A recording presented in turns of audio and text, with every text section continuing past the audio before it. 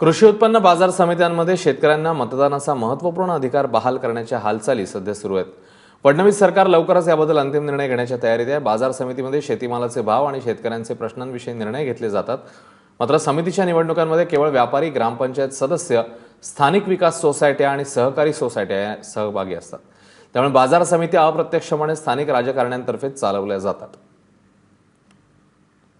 सध्या परिस्थितीत जेवढे काही संचालक असतील, म्हणजे सोसायटी गटातून निवडलेले असतील, तालुका प्रतिनिधी म्हणून निवडलेले असतील किंवा इतर कुठले तरी प्रतिनिधी असतील, हे मूळचे सर्व शेतकरीच आहे। त्याच्यामुळे असा काही निर्णय घेऊन त्याच्यात काही फारसा बदल होईल किंवा सरकार काय त्याच्यातनं शेतकऱ्यांसाठी भलं करेल असं मला काही वाटत नाही। शेतकऱ्यांना मतदानाचा अधिकार देऊन तुमचे प्रश्न सुटतील का? असं नाही वाटत।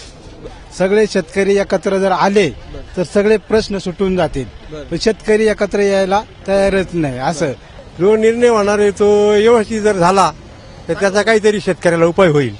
शेतकऱ्याला फायदा झाला तर बदलेल, आत्ताच्या स्थितीला काहीच होऊ शकत नाही।